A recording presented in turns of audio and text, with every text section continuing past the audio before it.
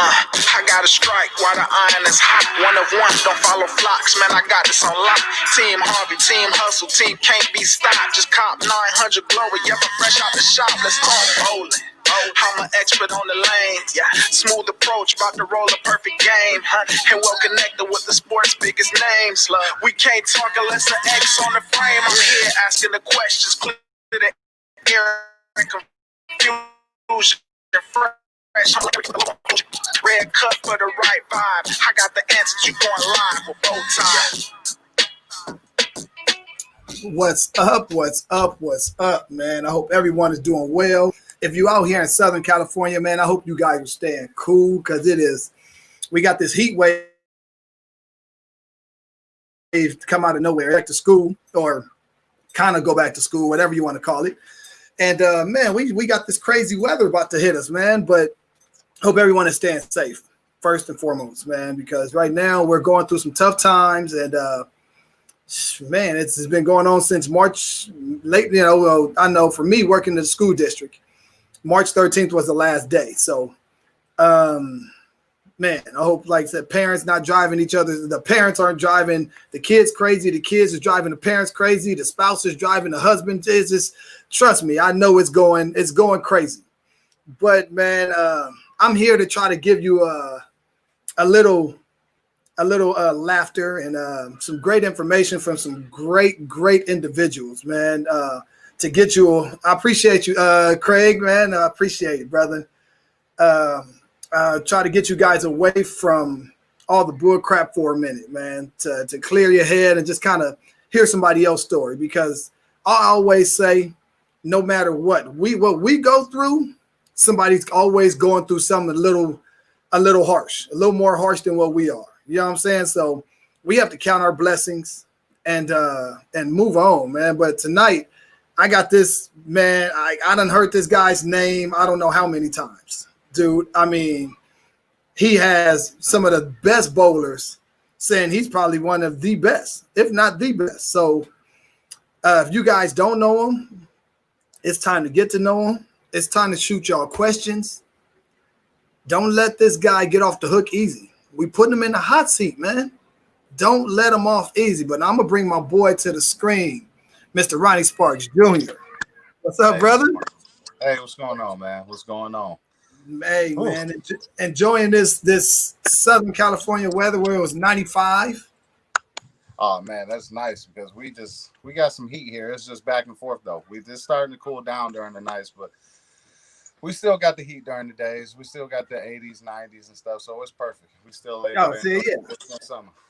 And see here, man, it's for us. This is probably one of like the hottest it's been. You know, past couple of days it's been 90s but in the summertime, man, it's been 80s, 75s, 80s. I'm like, man, what kind of summer is this? Yeah, man. July actually was our hottest July for a while. Our July we almost had, I think, like the record for the most 90-degree days or something. 90 degrees. I know that ain't nothing for California. No way. Record for most 90-degree days in July. So we had a hot summer too. So it's been a good time to be chilling and be chilling with the family, enjoying the weather, really. That's right. Craig Elliott said, when people ask me whose style to copy, I say Ronnie Sparks. No contest. That's funny. I appreciate that, Craig. I do. I appreciate that. This guy right here, man, as much as you probably idol him, he idols you 10 times more. Definitely. Yeah. I can't say enough good stuff about Stroke, man. It sounds like we be saying the same stuff back and forth. You know what I mean? For each other, really. He taught me so much on the way with watching how he does things and watching how people respect him and how to carry yourself in tournaments and you know what I'm saying and just really get it done. You know what I mean? And so I. On and off the lanes, really, you know what I mean. So he's been a real huge part of my life. So I appreciate Stroke. This guy's funny. Look, he said, I said that many times on the air. I don't hide my Ronnie Sparks crush. Yeah, I appreciate it. I really do. Craig always show me love every time he see me, man. I wish I could just perform a little better sometimes when I'm on his streams. Hey. Craig, it's great people, man. Hands Yeah. down. Yeah, no, he's Yeah. super cool. Super cool. I Hey, love him. man, look. Hey, I'm gonna start out. Hey, where were you born and raised, man? I was born here, Detroit. I was born and raised here in Detroit. I was here for till I was about 14, 15, and then we moved out to Wayne, and that's where I went to high school, Wayne Memorial. Went Okay. there, and then I finished there for a couple years before I started traveling with bowling and stuff like that. Kind of left the nest early. There you go. Hey, are you the only kid? You got any siblings? No, yeah, I'm the only kid. I'm the only one, man. My mom, she unfortunately she passed away, 2014. I'm But sorry to hear that, bro. yeah, no, she in a better place, man. So she was suffering, she was sick. So definitely, happy where she's at. You know what I'm saying? So Yeah. but yeah, no, I'm the only child, man. So I'm the spoiled brat, whatever they call it, you know what I mean? So but it was cool. I had all the attention, but it wasn't cool not having not many people to play with. But I had all my cousins, you know what I mean? Right. So I had a big family. So on my like uncles and stuff, they had a bunch of sons and daughters. So I had a bunch of cousins. So it was cool. There you go. So yeah, yeah, Man, yeah. Yeah, so it as was a cool. childhood, did you get in trouble a lot, man? Being the only child, or was mom strict? Like, nah, get your little ass in the house, little son. Come on. See, that's the funny part is my dad was a strict one. So my dad, he the one that's not playing around. He was the one that's not playing around at all. My mom let me get away with anything I wanted to possibly get away with. You know what I'm saying? She just Yeah. looked at me as like I couldn't do no wrong. You know what I mean? So it was I just ton of times because I was a man. Before middle school, I was the devil child. I was the Dennis the Menace. I was terrible. So my dad was having to put me over his shoulder and take me in the bathrooms or, right there, wherever it had to be done, you know what I'm saying? Because I was definitely a handful. If it wasn't for my pops, who knows which route that would have went, you know what I'm saying? Because Wow. definitely he kept that in check, you know what I mean? So it was So definitely. both parents was in the house since Yeah, yep, yeah, the whole time. Yep, both parents been together, married the whole time, man. So I was fortunate enough there. That's why I think was one of my blessings, honestly, was to be able to growing up being mixed. You know what I'm saying? Having a white mom, black dad, is just being able to appreciate both sides and and love both. You know what I mean? And really kind of just get the understanding. You know what I mean of how things work on both sides. You know what I'm saying? right. Because as much as you want to think, it's not. There's a difference. You know what I mean? So you know what I mean. So it was a blessing. So that's really the cool part. I really think that's one of the biggest blessings that I was really been given. Hey, how said your mom passed away when you were 14? No, no, no. She passed away in 2014. Oh, 2014. My bad. Yeah, 2014. 2014. How did your dad take that? And how were you you guys there for each other?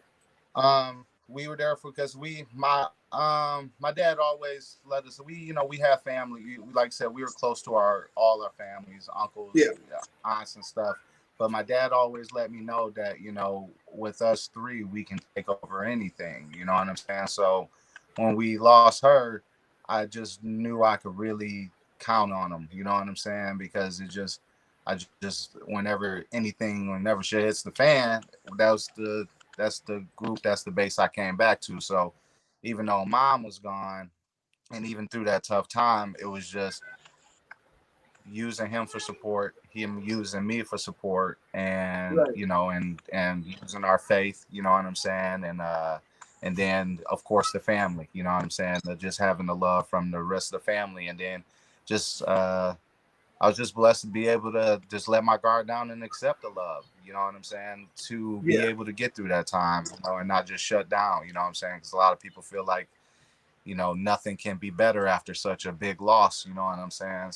So it was such another blessing, man. Really, another blessing to be a part of. And like I said, we just used each other, and we, like I said, accepted the love that people gave us and really appreciated it. You know what I mean? That was all we could do. You know what I mean? That's what's up At that there. time, and really still do.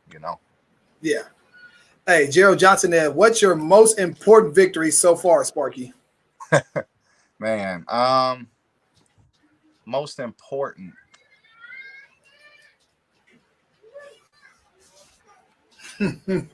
See, when you got so many titles, dude, it's kind of hard to pick, huh?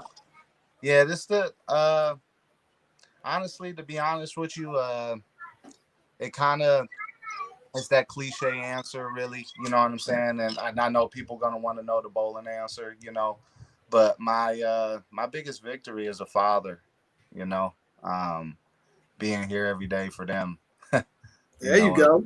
just just because it ain't easy all the time. You know what I'm saying? So it's just constantly just trying to better myself. And when I Right. really lay my head down and say, man, are you trying to do better? And with that answer, you know what I'm saying? That's what feel like the victory. You know what I'm saying? We be like, yeah, you did all right today. Or yeah, we making a change, So it's like, all right, cool. Do those little Yeah. monsters love you? Yeah, all right, cool. We did good today. Do they know they love? Yeah. All right, sweet. We doing, we winning, Yeah. And look, Jason Overmeyer, Ronnie is the best, period. Father, husband, role model. Even though he's younger than me, I look up to him. And I hear a lot of people saying that. It's just not young people. It's older people, man. So clearly you hold yourself to a higher standard and you walk around with positivity on your shoulders, bro. Yeah, I try to be as appreciative as possible, man. I try to understand that anything can happen, man.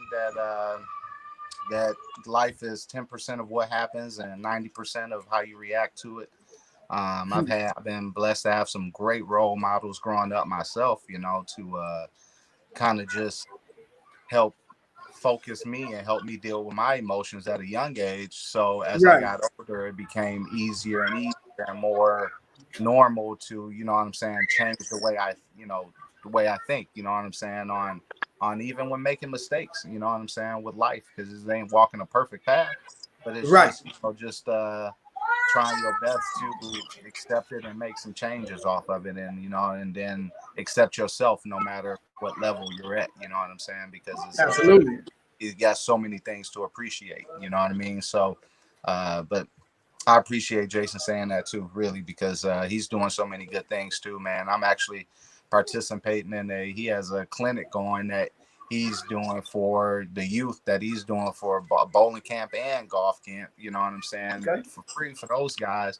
And I'm participating in that in a couple weeks. I'm going to be speaking there for him on the bowling side, and helping them on that and stuff like That's that. cool. But, he's doing that for the area of the kids that in urban areas that don't have a chance to usually bowl or golf, and he's just showing them how easy it is to get through college and possibly have a chance for college through some other sports, unlike football, basketball, baseball, you know what I'm saying? So Right. it's some cool positive stuff, man. So when you got people like that around you and stuff, it makes it easy to be positive. When you get a call like that, or you get people like that checking in on you, you know what I'm saying? Oh yeah.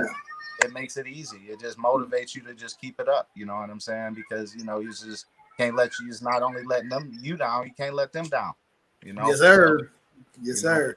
Hey, Kenny Saxton from down here. He lives up here where I am. Say, what's the hardest part about bowling in the PBA? For me, see, I didn't get that much time to really commit to it like I really wanted to. Like when I was out there, I was probably at like 20-30% of the tournaments, just because that's when Sarah, she was pregnant with our little man, and it was like while I was out there, I felt like I had to be at home, and while I was at home, I felt like I had to be out there because of my Yeah. contract and stuff, Right. So to answer the question, I really feel like the hardest part is making sure you have the time and commitment to be able to do it full fledged, because you can't just pick and choose against those guys. You know what I'm saying? Because they're Right. constantly learning and they're constantly going against the best. You know what I'm saying? So you got to think, like, for example, when they used to have the three majors in February, the Masters, Players Championship, and I think like Tournament of Champions. Yeah. When they had those, and you only say you go make one, you say you want to go bowl the Masters. Masters was usually the last one. Well, you got these guys bowling 2 weeks before the Masters. You know what I'm saying? against each other. You know what I'm saying? So then when you come there and you may have just been, say, just practicing or just sitting back and obviously not going at it like they are, you a couple steps back. You know what I'm saying? And to be a couple steps back against the best in the world, that's you're not gonna catch up. You know.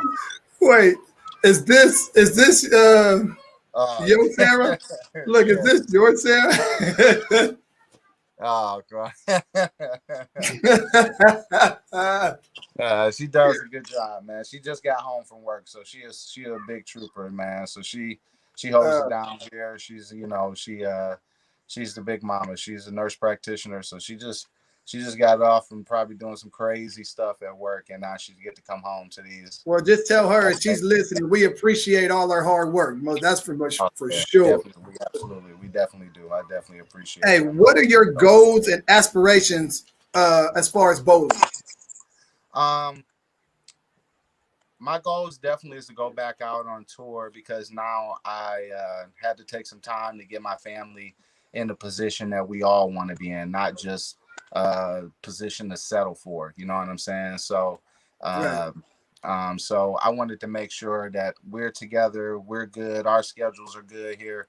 So my goal is really to be able to be out on tour full time to really give myself the best chance because I really do think I got a chance to be able to use bowling to provide for my family at the highest level. You know what I'm saying? Right. And just to give it a chance because it's just one of them things that I just want to keep making my kids proud. So just to give them some cool stuff to brag about. You know what I mean? Yeah. So because the life stuff they gonna have to brag about. So but I just want to give them some extra stuff with the bowling, something that I'm good at, to show them to keep pushing yourself, just no matter age, no matter time, just keep going. So my goal is to go out there and be a person that they got to deal with. There you go. Hey, look, Gerald's over here talking crap. Says Sparky, besides our doubles victory, what's your biggest tournament win? Yeah, that doubles win was sweet. My biggest tournament win, it have to be between my singles eagle for USBCs and my Team USA World Championship gold medal in 06. Oh, Um, that's those are some good ones. yeah, so as you calling yourself a world champion is an amazing feeling. You know what I'm saying? Yeah. And plus doing it with the team, you know what I'm saying? That's such a great deal. And then the singles, I did it on my pop's birthday, and it was a year my daughter was born, and it was in the same building that we won the national championship for college. So it's like those both got some those both Wow. always. Hey, that's deep right there, man. Pop's birthday, your daughter born, you won a national championship in that same building. Yeah, That's a so lot. yeah. So I think so I link that singles got so much behind it, but I love the team aspect because I'm gonna say the team because there was so much behind that team event, man. Because unfortunately, a lot of people didn't want us to win, and it was and when you get to those events, it's very blatant, Right. and so it was just cool to win for our team to really come together and to win because it was big because Team USA hadn't won a gold medal since 1962 for Oh, wow. for team event in world. So and we won in 2006. So Okay. so 30 something years, you know what I mean? So for that to be and by that and I was also the youngest on the team by like 6 years. So Wow. yeah. So it was I would say I'm gonna say that one, man. I'm gonna say that was the most important. You know what I'm saying? The most important one for sure. Okay. Yeah. Robert Bradley say, how many threes, how many eights? You can just tell him, man, I can't even keep count. Go ahead. Honestly, I really that's one thing I really don't know, man. My parents used to yell at me about that when I was a kid. They would my mom used to be the one. She used to love put my plaques up on the side of the walls and stuff, and just whatever it was, it could have been my first 200, whatever it was. I had to bring that plaque home, or I was in trouble, right? So so she looked inside my bag a couple times, and they find honor score sheets, And they like, "You not turning these in?" You know what I mean? And I'm like, "I just forgot." You know what I'm saying? It well, so it's, but that never stopped. You know what I'm saying? So it's just, if I just remember to turn it in, I turn it in. If not, but I would probably say over 100, probably close to both, maybe. But who knows? Who knows? Yeah, yeah. Hey, when did your bowling journey begin? Um, One of my favorite stories, man. It began with my dad. Uh, my dad was pretty athletic. Basketball is his passion, always been his passion. Yeah, I played all type of sports growing up. I did like kickboxing, boxing, football, basketball. Did all these sports, and I was like the kid that didn't like to see you letting me win. So it was like if I saw you soften up a little bit as an adult, I would just like quit. So right. bowling, me and my dad's job, they started going on Saturdays, and so he asked me if I wanted to go with him, and he never did it before, and so I started going with him. And it was so cool because it was the first time I saw my dad have to try to beat me. You know what I'm saying? Like literally have to try. You know what I mean? So it just created a war. You know what I mean? And we just would be going heads up at it. Who would get their first 100 game? You know what I'm saying? Right. To just we get home late at night and my mom would be giving them the look like it's a school night. You know what I'm saying? And he was like, I couldn't let them to win the last game or something. And we had this cool thing going to where the last game was it was a like a wager, and it was who got to say who was the man. You know what I'm saying? So Yeah. whoever won the last game was the man. So and that was huge to me because whenever my friends came around, you know what I'm saying, I just check my dad, hey pops, who the man? You know what I'm saying? And so so Oh man, that's a good one. yeah, so it just for a son against his pops, that was a big deal. You know what I'm saying? So and then it'd be plenty of times where my mouth would get me in trouble because being a sore loser, so I had to deal with him the other way. I had to deal with him as a father on the lanes. You know what I'm Yeah, saying? So that's where it started. That's really where the passion started from, man. Was just constantly going, wanting to go against him, wanting to do it against him. You know what I'm saying? Because and then literally when I got into bowling, my parents were like, "Man, you're doing too much. You got to drop a sport. Like, we sorry to say, you got to drop something." I came back like a few days later, and I'm like, "I want to drop everything. I want to bowl." And they were like, "Wait a minute, you've been in karate and this for 8-9 years. Like, you're not about to just drop that." And I'm like, "Well, we got to." this guy right here. What you think about this guy? That's my little bro. That's my little That bro. guy. Yeah, man. That's my little bro. I got so much to say about him. He a good dude, amazing talent. But Oh, absolutely, yeah, he absolutely. I I I ain't even got to say nothing. He know where it's at. He know how Yeah, much I love him, man. yeah. He know. Hey, LJ right ass. Hey, or LJ said, hey, I watched basically watched you in a tournament once and was amazed by his frame to frame focus. How do you get locked in mentally? Um, I really take it seems like that, but I really take a break every frame, man. I take a break every frame. I really live by this code that um Coach Vatican from Wichita State taught when I was just there. When he taught me is his when you bowl, just play the lanes and have fun. If if you can do those two, most likely you're gonna probably have a good day. You know what I'm saying? And so my mental part comes in of just staying in the moment. That's my biggest thing. Is you'll hear a lot of my friends maybe talk about me, always talking about staying in the moment, how important all we have is now, and stuff like that. And Right. so while it's time to get ready for that shot, I just play through what I got to through, what I'm trying to execute for that moment. And as soon as I let the ball go and whatever happens, and once that frame is done, I come back and enjoy myself, man. I come and see if there's some friends that's back there, because those connections and those moments are just important to me as those bowling moments. You know what I'm saying? So all that is part of the experience for me. It's not just the bowling that I'm experiencing, Yeah. and I'm experiencing the people too. You know what I'm saying? So, and it's So as soon as that's done, I come there. So really, bowling don't feel so overwhelming because I'm really taking a break every frame because I'm getting some time with somebody. There you go. Yeah. Oh man. Hey, Julia said, "How's the golf game coming?" Hey, it's coming. It's coming. That's about it. It's coming. I'm looking sweet in them because I finally got my Air Maxes golf tee shoes. So I got that. Oh, so you out there looking good, but not playing as good. Yeah, looking great. I'm the best 120 looking golfer you probably gonna see. So just I had to sneak the 120 in there, man. I had to kind of sneak what the scores be like, but it's okay. And look, Linda Barnes said USA all the way. USA, she knows it. Hey.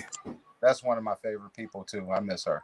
Oh my gosh, she is absolutely amazing. Yeah, she was. I was fortunate enough to be on Team USA with her, so she's one of my Team USA teammates. So. Okay, that's what's up there. Yep. Yeah. That's dope. And this guy say, Ronnie, I'm your biggest fan. Hey, block Jordan messages, man. Oh, Anthony Wright, Ronnie Sparks Sr., sweet potato pie, just as good as the junior bowler. Yeah, my dad got a blessed hands, man. My dad was a street guy.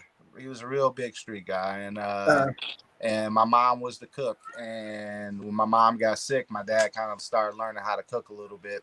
And then mom passed away, and then my dad just kind of still stayed with it. And one of his things he really wanted to know how to make, because it was his favorite, is sweet potato pie. So yeah, he had mastered it, got it down, and now I find he used to just sell them, because now he's switched from the street guy. Now he's really big, and he's a church.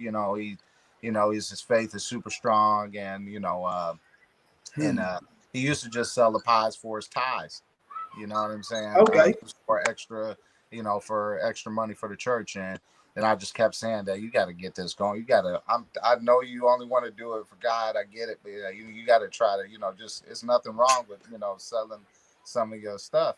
So yeah, you finally start selling them. Everybody loved them. Hey, right, definitely. He one of the ones that gets them every year. So we appreciate that. But yeah, they are good for sure. They definitely good.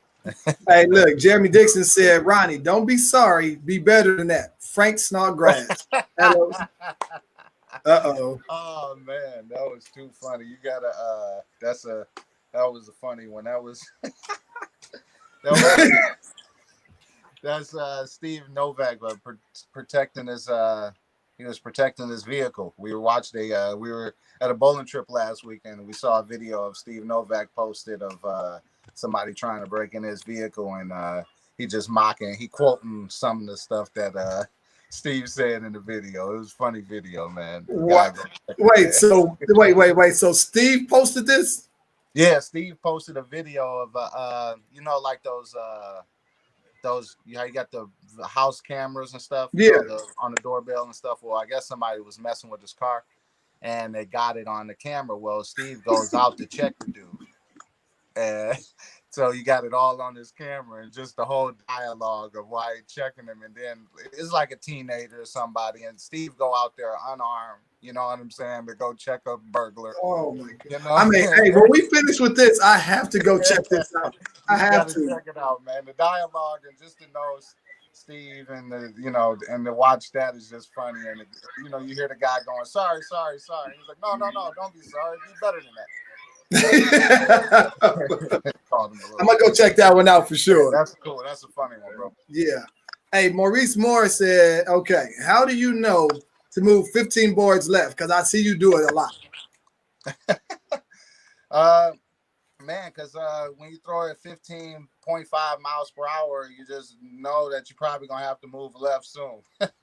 So the idea on that, man, is just most of the time I'm trying not to, even though when I'm curving the lane, I'm trying not to really curve it too much. I'm trying to use more of the hold, you should say, you know what I'm saying? So I'm usually trying to follow where I think the hold is. So if I think where I'm about to jump, because you got a lot of two-handers now playing too. So there's a lot of times I'm maybe not the furthest one left at the beginning, you know what I'm saying? So sometimes when I make that move, I may be moving into where they were. So I got to kind of sometimes double jump it, you know what I mean? So I can get back into that hold. Otherwise, I'm just about to jump into the storm, and we all know how that can get. You get caught in that storm, you're in trouble. Wow, that's crazy. Hey, who do you consider to be your biggest mentor on and off the lane?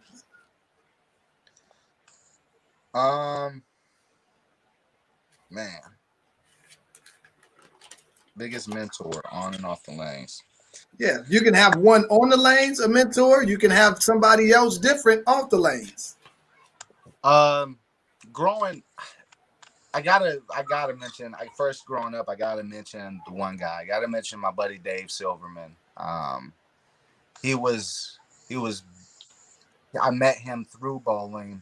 He literally just saw me as a kid hooking the lane, couldn't make a 10-pin, and he literally said, "Hey, you come next week. I'll have a plastic ball for you." Came next week. Me and his son, the same age. We practiced together, became great friends. Uh, and Dave just constantly bent over backwards. He introduced me to everything in bowling. He introduced me to Kurt Peline, who was the guy that taught me everything I know about ball motion at that age and coming up and understanding layouts and being able to be ahead of my time in that field. And he introduced me to the coaches that I saw. And when I was, I grew up from Detroit, so I was looking at the pot games and I was looking at the money leagues. And he was the one that threw the bowlers journals and the bowling magazines in my face and was like, "No, you want this." He was showing me these junior bowlers that was on Junior Team USA and Team USA. And he was like, "No, you can run them over." You know what I'm saying? These are who you go after. You know what I'm saying? And so kind of really changed that really changed my whole direction because I was 14, 15 because we didn't have money growing up. So, and my mom did so much. So I wanted to always bowl pot games and stuff to make money to make sure she had stuff for Valentine's Day, Mother's Day, Christmas, make sure I had money in my pocket, you know what I'm saying? Right. So and so I was headed that direction, you know what I mean? And for bowling. So because I was making money and I was good at it, so when he kind of just showed me and really dialed me into that, that really show and then off the lanes he was always he was an uncle to me. He passed away a few years ago from being very ill, you know what I'm saying? And he's loved around the bowling world big time. And but he was the one that really I still a lot of the development and stuff that he's built into me is a lot of the stuff that I really still try to carry and represent him today, you know what I mean? So he's not here, but he probably would be still one of my biggest mentors. You know what I'm saying? Just because of his message. I would win a tournament, bro, and he would take me to it, because my dad may be working or something, and my mom, was sick a little bit, so he'd get me to the tournament, and we'd leave there, and he'd be like, "We'll celebrate. We go have my favorite dinner." And then after that dinner was over, he'd be like, "Okay, next event. Let's get ready for it."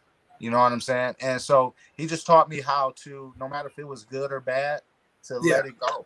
You know what I'm saying? And to let's get ready for the next. And so I really, like I said, that so much of that carries on to me, to today. And then, then now, I'm blessed to have so many mentors, like Stroker, he's a great mentor for me because of the, I talk to him on the father stuff and life stuff. And just like I said, dealing with a lot of the unnecessary stuff that goes on in the bowling world and, how to keep the composure and, stay with it and stay focused. And, in our area, we got so many guys that are willing to be mentors. And, we're lucky because we got a bunch of people, you know what I'm saying, that really are willing to share. Because, you got Kenny Rogers. He always is a person that's willing to, share his knowledge, his information, not just on the lanes, but really he's always talking outside of lanes. Absolutely. He talks about the lanes, you know what I'm saying? So, all these guys do that, you know what I'm saying? A lot of the famous, like the big bowling crowd don't know, but one of my big homies, PJ, he's a big influence on how to be okay with putting a strong arm down sometimes, and you know what I'm saying, and just it's just so many ways and so many people that you got when your circle is right, man. It's just you just get so many love, so many directions, and so many people, and you know what I'm saying. Like I said, it's just it keeps going. Like I said with Kurt, and you know, it just man, it's just so many people, dude. It's just Yeah. so many people, man. I Hey, could look, we could have a whole show just on the people I can thank and the mentors and the people that I look up to. there you go. Hey, Joe Kajinki, how you say this name? Yeah, Joe Kudrinky. Kajinki. He says Ronnie, Dave Ewald, Mark Moore, Nick Wensinger, Kurt Pilon was the team in our state group for a few years. Lots of talent there. Yeah, see, that's another group right there. That that's another group that I'm for. That was the group that watched me win my singles eagle, man, and that's the group that grew up before me. You know what I'm saying? That another group of mentors and people to look up to. You check them out. S&B Pro Shop.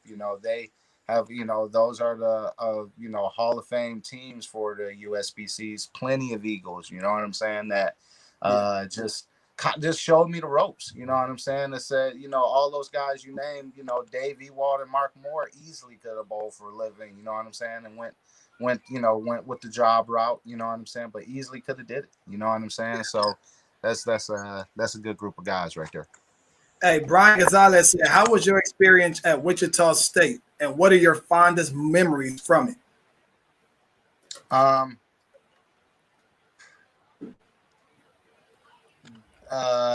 That place is unlike any other. I mean that I've never gone to obviously another college. As far as I went to Pikeville College before then, and I went to Wichita. And as far as like for the experience is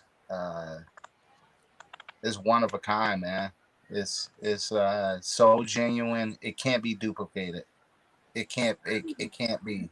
Um, they could give you everything that they do there, and it can't be duplicated. It just can't be. Wow. They just care about their guys so much, man, and they really you coming from high school to college, and and they just really teach you so much on just life and success, not just on the lanes. The lanes is the bonus part, you know what I'm saying? But Right. man, like coach, oh man, it was a perfect, it was an incredible experience. And then the bond that I got to build with the guys there, you know what I'm saying? Just incredible, man. So I just think if anybody that, any young people that are definitely say intimidated or heard things or whatever about that place, man, to just ignore it and give it a try, because they got the camps that you can try out, you know what I'm Yeah. saying? And that place is just amazing. It's worth the place. I always felt like it was the school that was ready to cut people when people all wanted to just take 4 or 5 teams, and so that meant something to me. It just let me know that they were about the real deal, you know what I'm saying? And they still didn't forget about the other players. They had the developmental team, and they had great. Man, that's just a great place. Great place. Hey, what can you say to the young bowlers going to Wichita, like Ryan Barnes? He throws the ball pretty well for a two-hander. Oh my goodness, he throws it incredible. Yeah. Man, I watched one where it looked like the ball was going like 24 miles per hour, and it just looked like it would have knocked down 100 pins. Like, yeah, he throws it. I would just say you keep your word, man, and you'll go far there. Just honestly, because they just want 100% commitment, no matter what. Like, no matter what level you feel you are at, just 100% commitment, and then their magic will happen. You know what I'm saying? Just 100% commit, and the Wichita State magic will happen. Like it just really will. You know what I'm saying? Just because Yeah. you're going into great hands. You know what I'm saying? It's just you're going into incredible hands with guys that have all day to literally figure out how to make you guys better in life and on the lanes. You know what I'm saying? That's one of the fortunate things about Wichita, is that they're literally full-time coaches.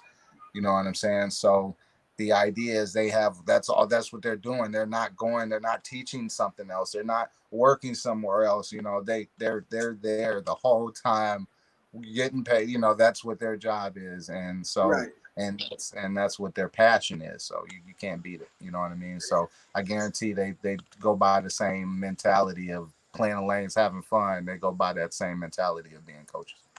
There you go. Hey, what And other plus, sports did you play growing up? so with other sports, Yeah, what other sports did you play growing up? I did football and basketball. I did a lot of basketball. I played football for a couple years, but mainly a lot of basketball. And then, like I said, I did kickboxing and karate. What made bowling trump all of that?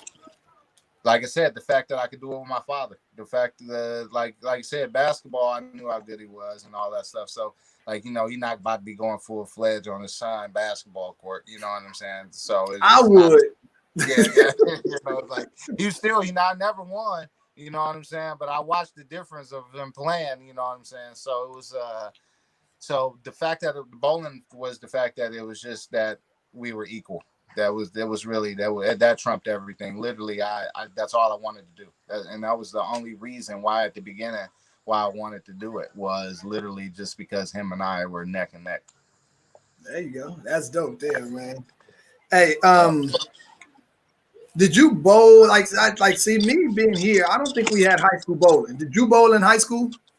No, man, I didn't because it wasn't gonna be worth it. Because it was at that time when I was younger, I was definitely I knew I was good, so it was like I was not about to say get a varsity letter for to waste all the scholarship money that I was bowling for every year. Like, you know what I'm saying? I was Right. making say $10,000 almost a year every year as a youth bowler. You know what I'm saying, for scholarship money. And when you bowl in high school, you don't have that chance. So with my family not being fortunate enough to have that money, I just knew that type of situation was way more important for me. Plus, the at that time, Michigan high school bowling wasn't that developed. So it was, but it wasn't as strong as it is today, obviously. Um, and so the competition wasn't as strong as the tournaments that I was going to. So it Right. was really going to be a step down from what I was competing in. So I wasn't that guy. I didn't want to go towards the easy route to say I was the best. I didn't want that. Okay. Hey, look, Anthony Wright said, when are they changing Royal Scott Lanes into Ronnie Sparks Lane? Oh man, hopefully never, because that place got to stay under the radar as my hidden gem, right? You can't be putting that out Hey, it's too late now. Hey, don't they? there. Nobody bowled Ronnie at Royal Scott. It's a loss, automatic. They just they have a bunch of tournaments, man, so we able to get out there and then just get matched up. They put the house shot out, so Yeah. Hey, CJ Blevins says, hey, Ronnie, my son Donovan and a couple other guys from Wayne Memorial are hopefully looking forward to being able to work with you this year. Hope Michigan high school bowling opens back up soon. Oh, absolutely, CJ. Yeah, I'm about this. I started taking on last year, just towards the end. I started helping back the high school that I went to. Man, I wanted to kind of start being able to help any way I could, you know what I'm saying, on the team. So I'm about to start, assisting on the coaching side on the team and, helping these guys. And we kind of got started. I caught their like regionals and stuff but I didn't get to, didn't get to states. But it was cool because I got to meet some of the guys and stuff. And before this stuff happened, I wanted to get with them over the summer and work with them, but with the Michigan bowling alleys closed, wasn't able to. So I'm really hoping, man, that things can get back to somewhat normal. So these kids can definitely bowl and stuff, man. Because that stuff Absolutely. is crazy, man. Hey, look, Brian Gonzalez said, I remember watching you line up with a lineup with you, Josh Blanchard, John Serinsky, and others. Talk about a dominant lineup. It was a good team. That was a good team, and But what made you guys so good? we were kind of experienced, man, because at that time I came in a little older at the team. I came because I came to Wichita. I was already over 21. I was already on Team USA. You know what I'm Yeah. saying? So I already kind of went through the motions before I even got to Wichita. And so did Blanchard, you know what I'm saying? And Josh came from Okay. Fresno, and he was junior team USA and stuff. And Right. Zabinski was a powerhouse, or he just straight dog. So, and Jake and Josh and those guys. So it was just already a good team, and it was just one of those situations that really it felt like it was like three at it was just three solid players together that they said for there, and then then it just came more and more and more and more and more and more. It was just that team every year. That team's stacked. You know what I'm saying? Yeah. But that year we did have we had a good team, man, and we had a competitive team amongst each other. And again, that's the best part of the coach, man, because I don't think not knocking any other coaches, you know what I'm saying? But I just don't think it's just a good coach can deal with the egos, but like that, you know what There I'm you go. saying? And so he kept us in check for sure. There you go. Hey, Kelvin Shepard from Old Bronco Lane say you are a great person to represent bowling in the Metro Detroit area. Hey, I appreciate that, Kelvin, man. He's just trying to be somewhat of an example of what he's done, man. You know, with him, he's been one of the pioneers, the first ones, especially in the black community to to give us a chance to bowl more, my generation before me, you know what I mean? And Yeah. which gives them the information to be able to pass down. So all the things that were happening before, really, we have to thank them, not for the stuff that we can be involved with now. Yeah. That's what's up there. Hey, look, Novella say she almost missed the Ronnie Sparks Jr. show. Nova, what's up, baby? I miss her so much. We just texted not too long ago. I was just letting her know how much I miss her. I really do. It's Yeah, crazy. Novi is, man, I remember the first time meeting her, and it's just been nothing but the best since, man. And yeah, I hope Nothing but love. she, oh, absolutely, man. And Nothing but speedy love. recovery over there, and make sure she's doing what she's supposed to be doing. Yeah, absolutely, Shoot. definitely. And this guy right here, look, this guy right here is not bad himself. He say, oh, y'all got the best on here today. We all leave this live way smarter. Oh man, no, Yeah. right there. That's one of my best friends right there, Leandre. I tell you, dude, it's, hey, man, a lot of you Michigan guys, dude, Detroit people, man, y'all good people, bro. Have you seen Leandre Bowl? I bowled on his team. Okay, yeah. So you already know then, right? Yeah. He is, man. He's so incredible. We just bowled an event yesterday together, and he was so happy off of it, just realizing that he can compete, and I'm glad he can start realizing it because I'm tired of telling him how much he can do it. You know what I'm saying? But I just want him to start bowling more and traveling more, man, because he's incredible, man. Oh, yeah. he got some game, man. And look, DP say the best in Michigan. See, I'm telling you, you got love everywhere, bro. Hey, it's appreciated. That's for sure, man. It's definitely appreciated. It's appreciated.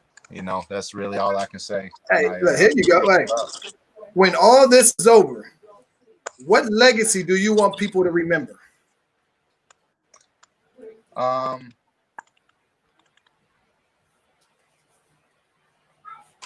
That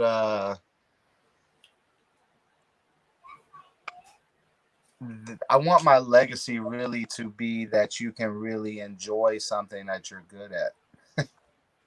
You can. You don't have to be mad at yourself just because you're good at something. You don't have to, you know what I'm saying? I feel like a lot of people with talent, man, they don't get a chance to appreciate their talent.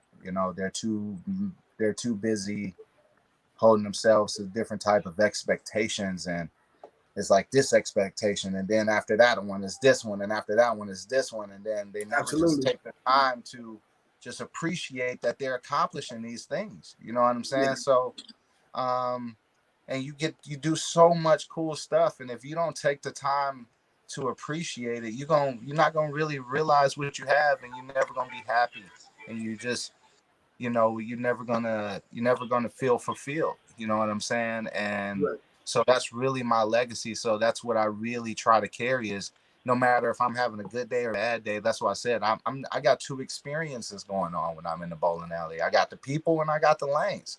So Right. I'm enjoying both because those both go together. You know, so that's what my legacy is, man. It's just because you're getting good at it, don't be hard on yourself. Just give as hard as you are on yourself, love yourself. You know, pat yourself on the back for when you miss a cut and you beat yourself up. Pat yourself on the back when you make a cut or when you win a tournament. You know.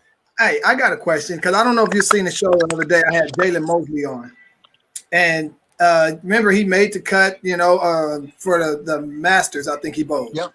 Yep. and he said now we were sitting there talking, and he said he feels like sometimes the failure kind of gets to him when he doesn't make the cut on certain tournaments because he's done so well, and Right. and he did so well in that tournament. What kind of advice can you give to him or someone like him?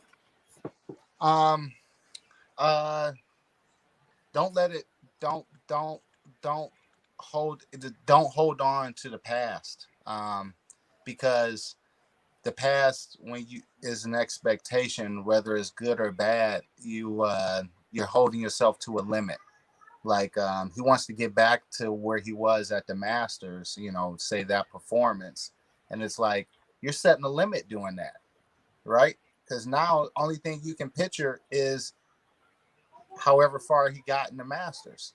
You're not picturing winning, right? You're not being able to picture winning the Masters. So it's like that limit you already set, and when you're trying to play a level that you already played, that's a limit, right? So it's the Right. thing of it is just to kind of use every event, man, gain the information from it, and then really just work to the next event and just understand it's all part of the journey. Not one tournament makes your career. That's what I always tell people. People ask me, well, how do you handle these tournaments? And I always tell them at the end of the year, my numbers are in the black every year, right? So with that being the case, some tournaments I'm going to win that I didn't win last year, and some tournaments I'm going to lose that I won last year. You know what I'm saying? But it's all part of that journey. You know what I'm saying? It's all part of, like you said, that legacy. And it's so while I'm doing that, it's just appreciating this moment. You know what I'm saying? You got to stay Yeah. in the moment, appreciate this because that's all we got. The past, once it's gone, man, it's gone. There you go. Hey, what do you love most about this game? I love the puzzle part, the competitive side. I love the close games, the striking out. I love the pressure. But I love most probably is reading the lanes. I really do love reading the lane. Like that's my favorite part. I get so caught up in the reading the lanes, man. Like it's that's my favorite part for sure. Wow. Never heard that. That's crazy. Never crazy. Novella said, I'm not used to this serious, Ronnie. Even in his teaching, he is relaxed. The lanes make him so calm. Yeah, I'm usually pretty a little worked up, but I am pretty chill right now, I guess. I don't know why. I don't know, Nova. I don't know. Hey, Tyrone Julian, he from down here said, what is your process to improve your mental game? I've read some books, man. So I like Inner Game of I've read some books like Inner Game of Tennis, Dr. Hey, Dean. that book, oh my goodness. Man, Inner Game of Tennis is a good book, man. It's a great Man, sports book, man. So it's a good one too. Especially I it's kind of cool that bowling don't have a ton of mental books. Just because of the fact that I like thinking outside the box. So I feel like when you yeah, exercise things, um, or practice something in a whole different world, then you're kind of letting your subconscious be able to focus on that. But if you like watch a bowling related video, you're just always constantly trying to relate it to bowling. So you're never actually able to sit and focus on what they're telling you to do. So I just feel like what other stuff like the power. Now, if you want to get into some really thinking books like The Power of Now or New Earth by Eckhart Tolle, those are really, just stuff to try to come in the present moment and just go with that, man. It's just a lot of love. I try not to be hard on myself. That's the biggest thing. Like I said, if I'm gonna be hard on myself, I'm gonna give myself some love. You know what I'm There you saying? go. Because if you don't, you're always gonna have that negative drop, right? You know what I'm saying? If this is the even kill and you're showing yourself in every tournament that you do good, you like, well, that's what I'm supposed to do, and you don't give yourself any credit. And then every tournament you do bad, you beat yourself up. You only gonna go down. You know what I'm saying? Man. So, and you can win 20 tournaments, you know what I'm saying, and not, Yeah. and but never go up, and be, so Wow. you got to show yourself some love. All right. That's a good one. Tiffany Wilson said, "Isn't this the guy afraid to bowl my husband?" Who's her husband? Yeah, who's her husband? I don't know. Who's your husband, Tiffany? That's what we want to know. I don't know. Yeah, I'm not. I can. Well, actually, I don't think I need to. I can say just no. No, that's she's not here. Yeah, but still, I want to know who the husband is. Yeah, I do too. Yeah. So Tiffany Wilson, you can come and tell us who your husband is, and we can talk about that. Yeah. Hey, Novella said each tournament is different. I learned from them. It is a journey. Making dollars makes sense. Absolutely, she knows it. She's one to learn from them, taking it with the strides, good or bad. Look, Leandre say, "Why you give Duke 8:30 in his match at the Masters? That was rude." That was cool. Right after Jalen Mosley got me together. Yeah, but no, it was cool. That was my first Masters, made the cut, man, and bowled Duke my first match, and it was in the morning, and I was ready, and we both played outside, and he shot 750, and he was short. You shot 8:30? I had something like 820, 18, something like that. It was a Come lot. on, bro. Hey, it's okay. You can keep it 100. You shot 8:30? Yeah, it was a lot. I had a lot against him. I can't exactly really remember, man. I'll be honest, because honestly, a lot of people told me what I shot that day because I was so dialed in because he was striking so much, man. Terry Wilson. Do you know Terry Wilson? Oh, okay. Yeah, right. Yeah, that's a joke. That's funny. My bad, Tiffany. Yeah, no.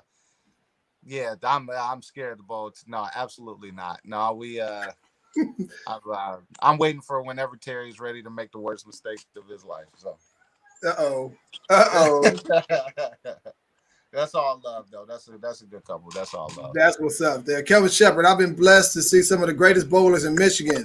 And Ronnie, you will be blessed to know that the part of the legacy will be very respected bowlers by your peers. I myself appreciate all you have done. That's what's up. Yeah, I appreciate that a lot, man. This guy right here isn't bad himself. Zeke, Sparky the legend. Zeke. That's my man right there. That's the nickname, ain't it? Zeke. Beats by Zeke. That's my Beats dog by right Zeke, man. Hey, what's the next step in life for Ronnie Sparks Jr.?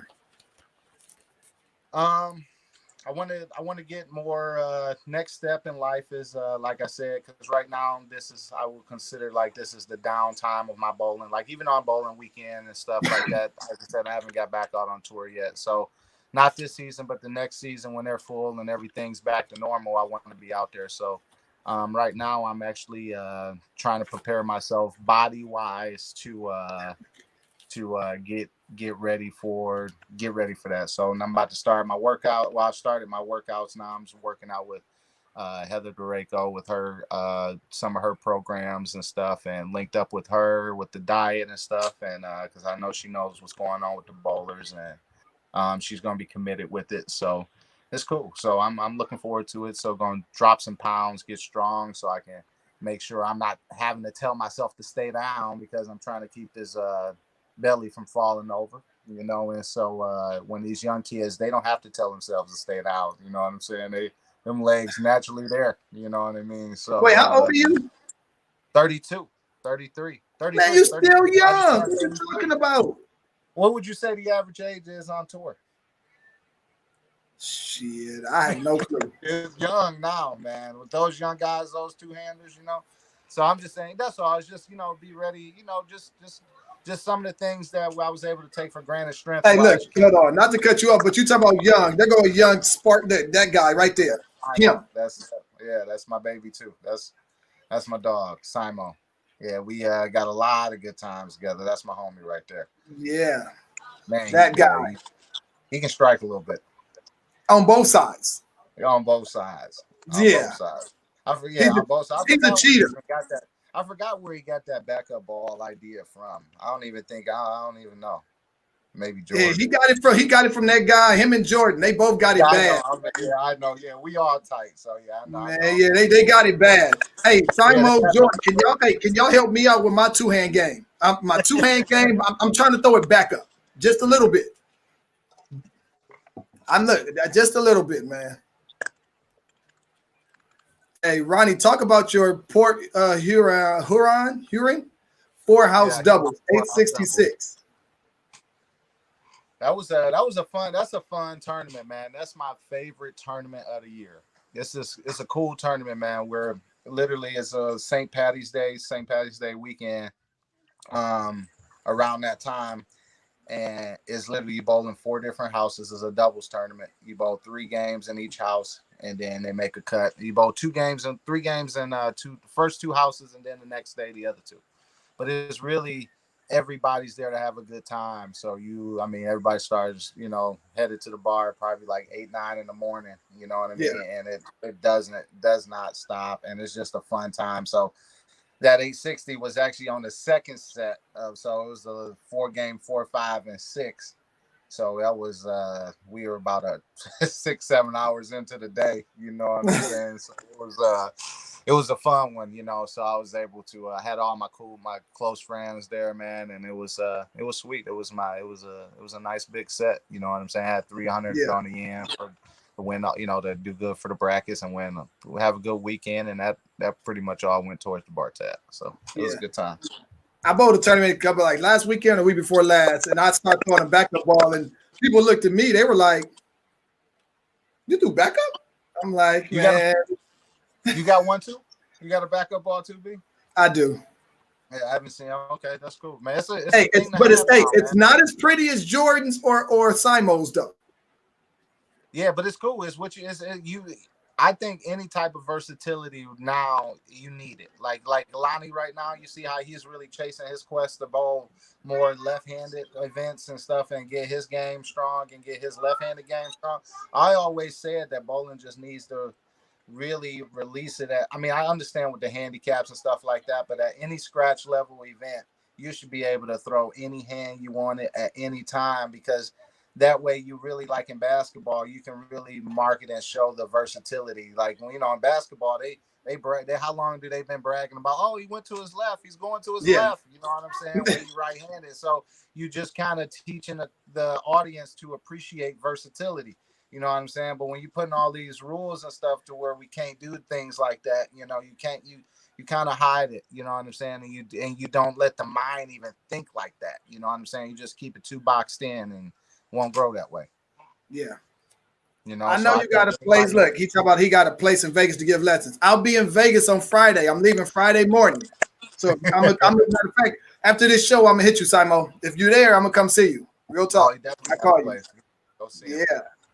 Hey, Brandon Johnson said, with all the USBC rule changes, do you think there will be a rule change about throwing a backup ball? Not really, just because I think with the I can't see it.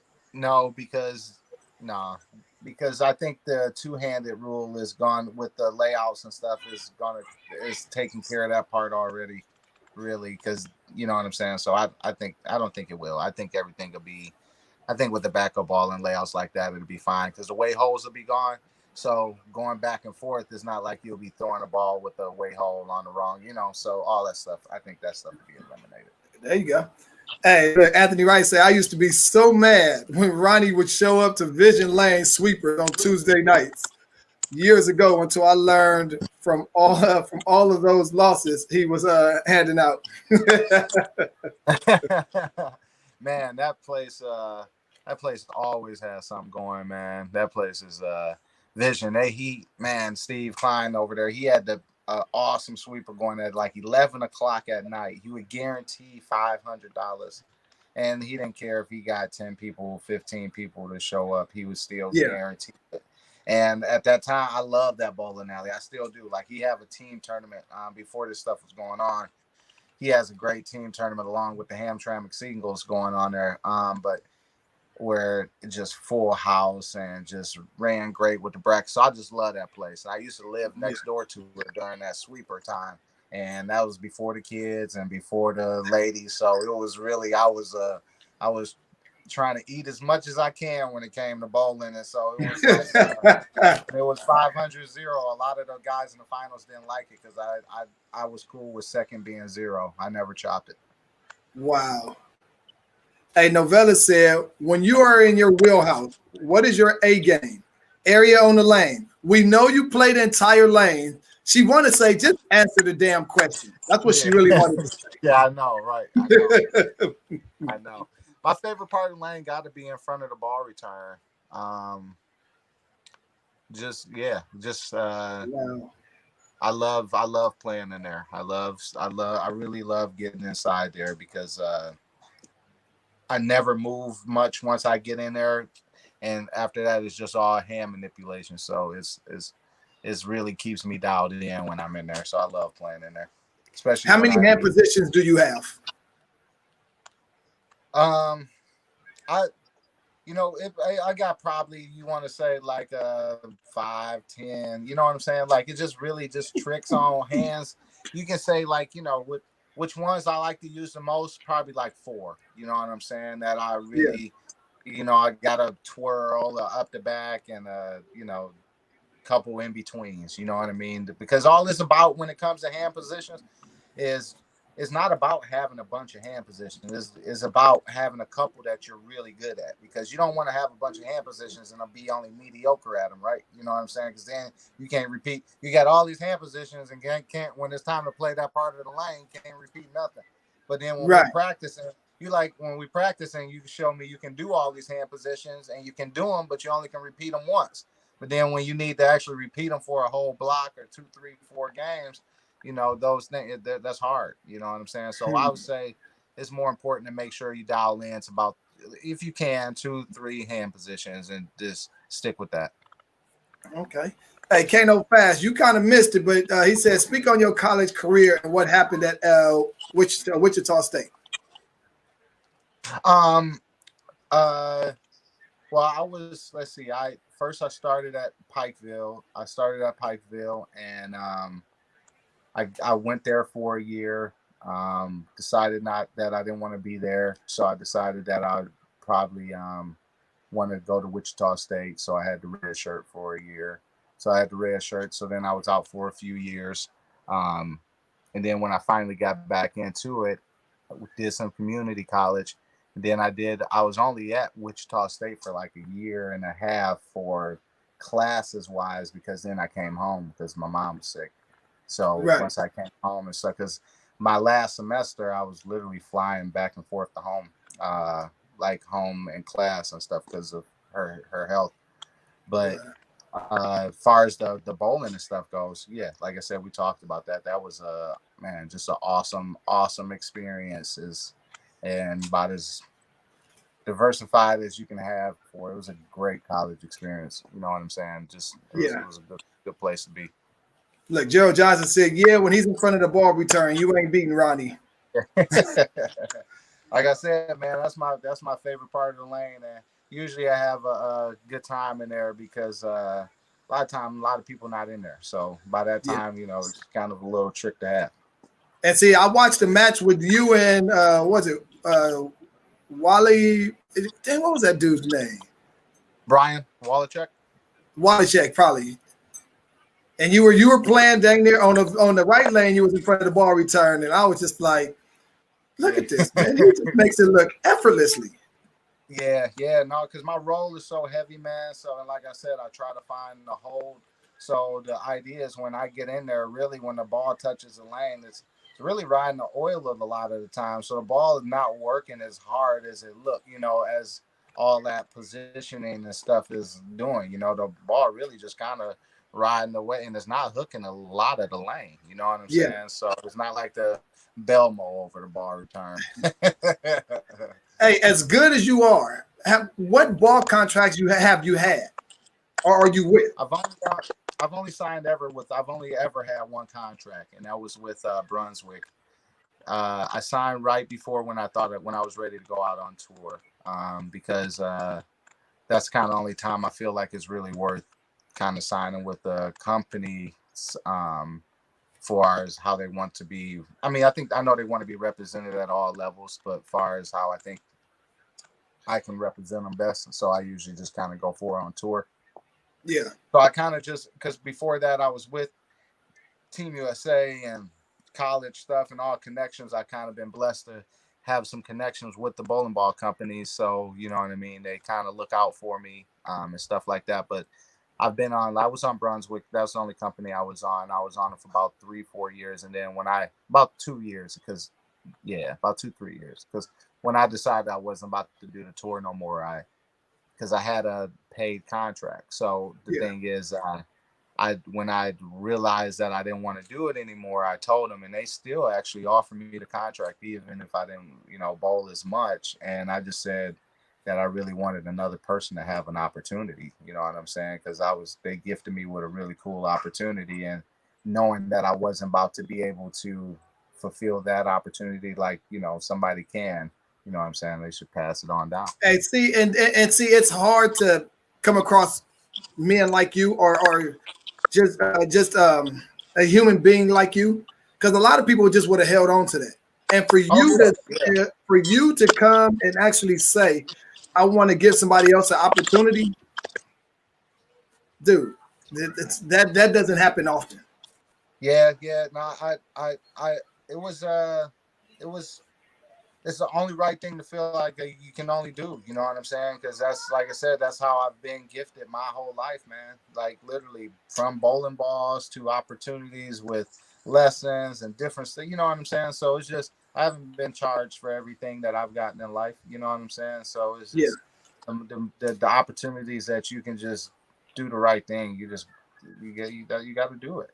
So, and that's what I felt like the best thing was. Because I would want that opportunity. Kelvin said you had a mentor by the name. Hey, he spoke on him. Kelv, you missed it on Dave Silverman.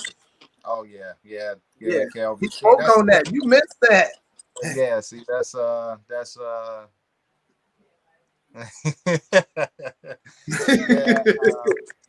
See what I'm Hey, saying? That's Leandre, what I mean. it all depends on how you look throwing motive. If you look good and the ball motion look good, Ronnie might be able to, like, you know what? Ugh. Yeah, yeah, yeah. You know what I'm saying? So, like I said, I got connections everywhere, as you can see. You know what I'm Yeah. saying? So that's just, I'm lucky enough. But yeah, yeah, Kel. But yeah, man. You know how good Dave was, man. He was amazing. He was amazing, Hey, man. look, there's a Yeah. lot of talent that's out there in the Detroit area. Where would you rank yourself amongst some of the greats? Are you like overall or now or would you like Just overall, where would you rank yourself? overall? Man, we got a lot of great people. They've done some things. Yeah. They've done some things. Overall, man, there hasn't been a Ronnie Sparks Jr. Right? So I'm me. So there. I've like I said, when I told you I was blessed from the mix side, I've been able to take pieces from both pies. So there's no combination of me. So I rank myself as once I'm done, that part of my legacy will be I will be the greatest bowler to ever leave Detroit. There you So go. that and when my back is put against the wall where somebody tests that on the lanes, I show up. I'm not afraid to first ask them if they're ready for that match, and then to go for it and protect what I said. If I feel like I'm the greatest, I feel like the only how you can say I'm not is by bowling me. And if you're not Terry Wilson, Tiffany's husband, I'll bowl. Yeah, as long as you're not him. Yeah, as long as you're not him, man, I'll bowl for that. And it's but it's not one of them things I gotta live by for that title. You know what I'm saying? I'm not Right. chasing that title. Isn't what needs to happen for me to feel that I've been successful and done the things and left my mark. That's not what it's going to be. That's the competitive side and the heart in me that feels like, and knowing where I feel like where I want to go with my drive and feel like I'm not done yet. And I just feel like some of the things that I can accomplish may not have been accomplished yet. There you go. Hey, being a father, what scares you the most? Man, uh, Because, like you said, you on both sides. Dad's yeah, African American, mom is white. You yeah, now you playing on both sides, so it's like, yeah. It's man, it's crazy. Sometimes it's like a selfish thing. Like I just want to be here for so much of their stuff. Like I just like, we don't have a time on things, and I always try to talk to myself about it, but it's just like, I just hope that that they're not, or I'm not gone. Like I know there's no time on nothing, but just don't want to feel like I'm gone too soon, or you know what I'm saying, not able to be there for them. You know what I mean? Uh,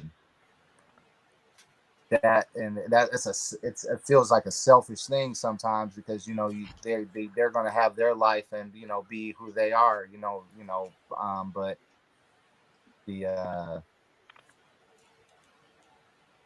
that's I just don't want them living in fear, man. That's my biggest fear. Like I don't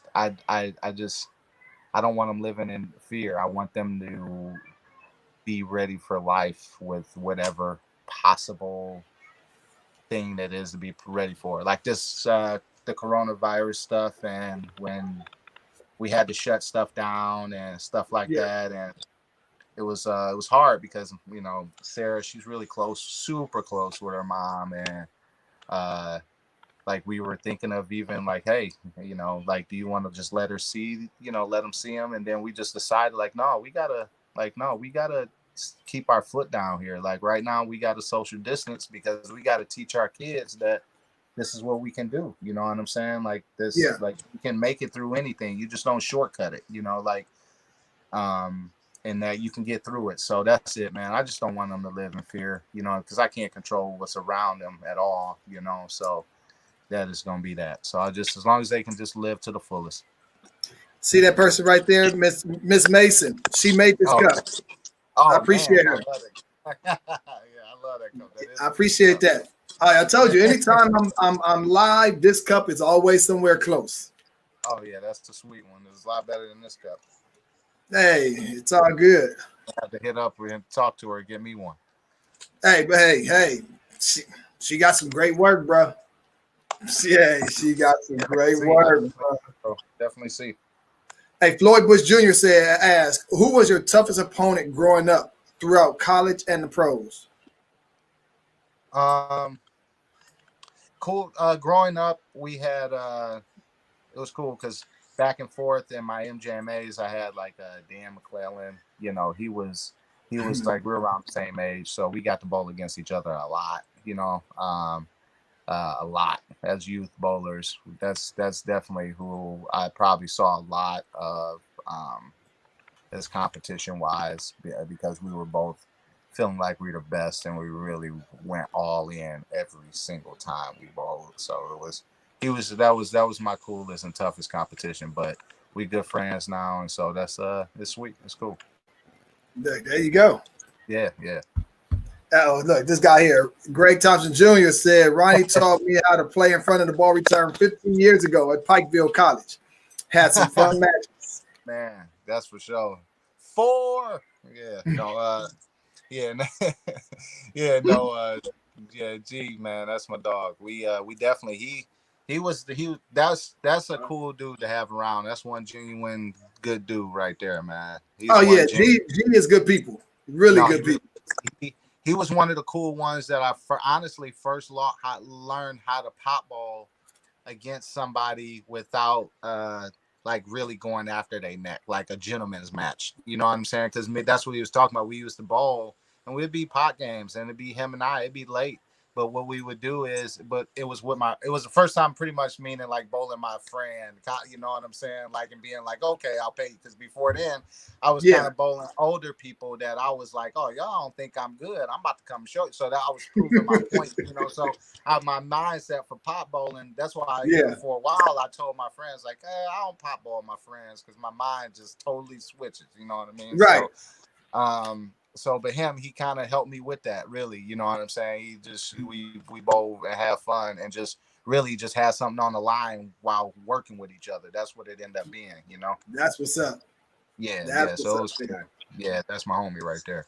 Hey, what is now? This is not father. This is for Ronnie Sparks Jr. himself. What is your Okay, biggest fear? my biggest fear, um my biggest fear a lot of the times, man, is my biggest fear is holding a grudge with myself too long. um to where it just makes me just make a decision to go in the same cycle. You know what I'm saying? It's like pretty much being hard on yourself, and then when you be hard on yourself, you shut down, and then you're not present anymore, and then you just your brain shuts down, and you just start making your brain just makes autopilot decisions, which are decisions that you've already made. You know what I'm saying? Right. So the start for the growth stops. You know, so it's just understanding because like just wanting to be great and just constantly wanting, and just reaching for more and just to be able to. So that's I would say is my fear is just to make sure I'm fully forgiving, and moving forward so that my next step has no limits. That's all. I'm trying my best to take limits away every day, bro. Like, you know what I'm saying? Yeah. Just you know what I'm saying? Just anything that look like it's putting a limit on me, just I don't sweep it under the rug. We go face to face, you know what I'm saying? And we attack it and stuff like that, and just go with there. So that's my biggest fear, man, is just living in fear. Really, you know what I'm saying? Like that's the biggest fear. So that's one of the things I focus on daily to meditate and stay out of. Hey, are you Are you afraid of failure? Afraid of failure? No, not so much afraid of failure because I feel like you got to be free to play. That you know what I'm saying. Uh, afraid to fail, free to play. There, those things really have been my motto. So I'm the one like I'm the guy that I'll jump up and we do whatever. You know what I'm saying? It takes I'm Yeah. not let's think like I'm not, oh, what if this happens? What that's limits. You already do no, let's do it. So being afraid of failure, I'm not. That's why I'm that guy that can make that 15 board move, 17 board move, ball change, all that stuff because I don't care if it doesn't work, it doesn't work. Like it's just more information. I don't look at it as a failure. I look at it as information. You know what I'm saying? It's Yeah. just like, hey, let's make this adjustment. And if you don't make that adjustment, then that's you kind of failing yourself. Hey, good night, G Money. He said he going to bed. Real quick, Ronnie Sparks Jr. is the best African American bowler in the history of bowling. Good night. He dropped the mic. Like he dropped the mic just like that. he dropped. I'm telling you, that guy thinks so highly of you, man. You have no clue. Man, I know he does, man. And like I said, man, when you got people like that, it. Like, see, the part of it is like the arrogance is when you act like you don't know it. You know what I'm saying? The love what they showed and taught is showing the love. That's true confidence in yourself. Yeah. Is being able to show the love to someone else. You know what I'm saying? Right. Uh, and where and somebody like Stroke, man, like you got guys like that looking after you and stuff like that. Like it's that's more of a fear there, right? When you got somebody looking at you, looking after you like Man. that really is more of like, man, I can't mess this up, you know what I'm saying? So it's but I know he gonna love me either way because he know where I'm at, and I'm committed to it. So that's we like I say, he's such a good dude, man. So I appreciate everything he's done and said about me, because everything he said about me, he's done 10 times more for me, you know. Oh So yeah. I'm trying to get this guy on the show right here. Big Lou. Lou, Yeah, Big I'm trying Lou, to get Lou on the show.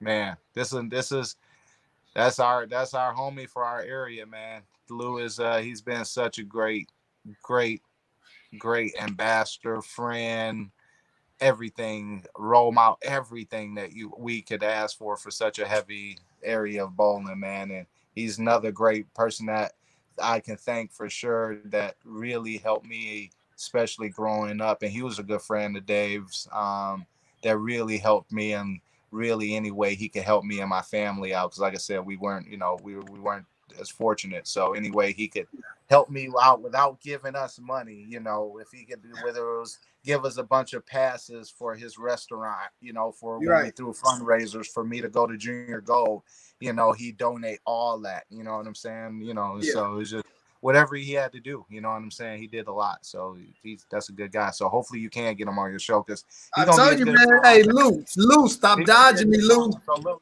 Lou, you got to, Look, because tell he's gonna Lou, be a good stop time. dodging me, man. Let's make it happen. He a good time, man. He a good time. Hey, George said, what information do you get when talking to lefties about lane play? I really ignore him most of the time. No, no, I'm not. Oh, man. That's why I said that. That's my homie George. We Yeah. George. That's my homie. Hey, So, man. yeah, Hey, tell us one thing you would love bowlers to know about Ronnie Sparks Jr., bro, that we haven't even hit. It's something that's inside that we haven't hit yet that we may not know about Ronnie Sparks. man. Huh. One thing. That's all we asking for is one. One thing before we leave the show, bro. I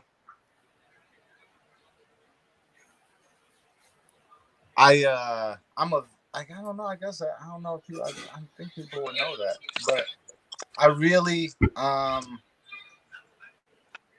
really truly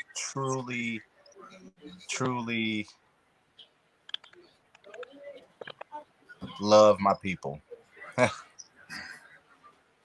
This is it seems like it's known because of the respect that I'm getting. You know what I'm saying? That's a message for you. I think it's time for you to be on tour. You know what I'm saying? I think like a lot of people know, like, like I said, because I get a lot of compliments and stuff on how I am, and stuff. But I don't think like I really care about the like human life and mental health and love for people. So I'm just using. I really use me as a like God shining his light through me and my talents. Yeah. To really show people, like, because I do have a lot of eyes on me a lot of the times, but just to show people what happiness could look like, what a real happiness looks like. So no matter what the situation is, no matter what my say, our area, what we've grown up to learn, how to act certain ways or what, but just breaking those vulnerabilities and just spreading more love just over the dark areas, you know what I'm saying? So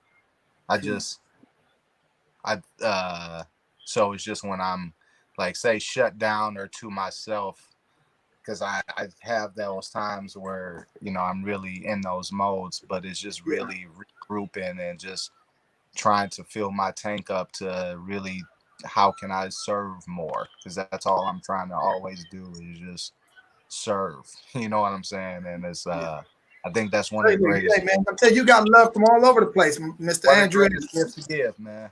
Yeah, Look, that's my man. buddy right there. That's my bro. That's man. These all my dogs, man. These all, like I said, people that I get to share love with, man. And Yeah. so it's it's cool, you know. So I appreciate them chiming in. I really do. You know what I'm saying? Because I'm one of the first friends for sure, especially at my age, that's making sure I'm telling my friends I love them and stuff. So I just really want them to be even easier saying it to their friends, you know, because we don't want to give the flowers just when they're gone, you know. You know what I'm saying? Hey, So 100%, and that's why at the end of my show, man, I say love your loved ones, man. Telling you I love them, hug them, kiss them, whatever you got to do, man. Because at the end of the day, when that time is over, dude, we can't get that back. Yeah. So that's my biggest thing, man. It's just that I focus on that so much more than because I don't, you know, you don't have to brag about anything, you know. So it's just know, you know, it's just if someone needs to hear that or whatever, just know that, you know, when they need a no judge zone or something like that, you know, like that's what I do, you know. So Hey, dude, I appreciate you, bro. Real talk, yeah, man. I I appreciate most definitely do. Like, this has been, like I said, I've learned some information, dude. I got information about you. Check your inbox in a minute because I'm gonna hit you up about something too. okay. I just thank you, man. I thank everybody that was on my head telling me to get Ronnie Sparks on the show. Everybody was on my Man, head, thanks, like, man. get Ronnie, get. I'm like, I'm reaching out. I'm reaching out, man. Yeah, thanks, Yeah, man. I appreciate it. I was happy that we finally link up able to be on here, man, because literally that's absolutely. all I wanted to do. Yeah, Like I said, give some people some distractions from what's going on, man. Share some love and yeah, just have a good time, bro. I appreciate you absolutely. And having me, most man. definitely, most definitely, we did that, bro. Yeah, We most definitely I definitely did. I did. had a good time, bro. I had a good time. Hope everybody else had one too. Oh man. So look, hey, I'm gonna hit you with something in a minute on the inbox. So just check it. All right, bro. Okay. All right, man. Hey, good talking to you, man. And All right, this ain't gonna be the last time. all right. One love. One love, bro. Man, that was, man, Mr. Ronnie Sparks Jr. himself is, man, very, very, very down to earth, most humbling, one of the most humbling guys I know right there, man, or that I've met. Like, so he's in that my circle with Ron and Godfrey and Mo and Gerald and all those guys, man, dude. I appreciate them, dude. I'm like I said, I'm trying to keep surrounding myself with more and more people like that, man, because like I said, dude, the life is too short. And like I said, man, we don't just want to give the flower, you know, when that day comes, man. Show love and do what we got to do to you know, get out of this. Like I said, this is only a storm. It's gonna pass over, but we have to make sure that we do what we're supposed to do to make sure that that storm goes over correctly. Like I said, hey, love your loved ones. Tell them you love them. Call them if they're somewhere else. But just hey, it's just that thought. It's that thought. Text message. Dude, we got all these phones, man. Don't say, oh, I didn't know the number. Right? Dude, you got social media. It's so many platforms that we actually, as human beings, have to get in contact with whoever we need to get in contact with. You know what I'm saying? Don't let your ego be the dismantle something special that you had. And I'm working on that. Like I said, my ego, my pride sometimes gets in the way of things, man. And I promise you I'm working on that. Man, I'm just giving it all to the man above to help me out with that. Like I said, I know I have my flaws, guys, and we all do. But take care of yourself. Love you guys. Thank you for the support. Hey, Ronnie, I appreciate you coming on tonight, man. And as always, dude, give thanks to God. Oh, one more thing. Sorry. Tomorrow between 8 and 9 on Good Day LA. I think it's Good Day. What is it? Good Day LA or hold on, I'll tell you right now. Oh, Good Morning America. I'm sorry, guys. Oh, Good Morning America. Good Morning America.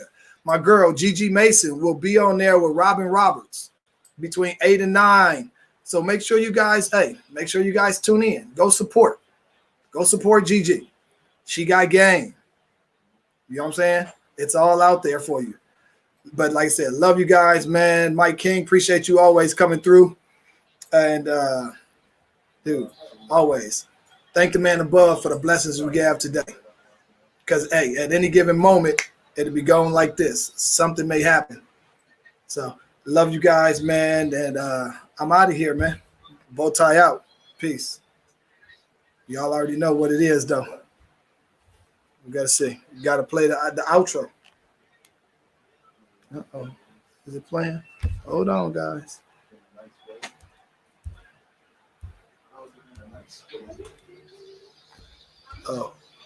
Oh, crap. Look, I'm over here messing up, guys.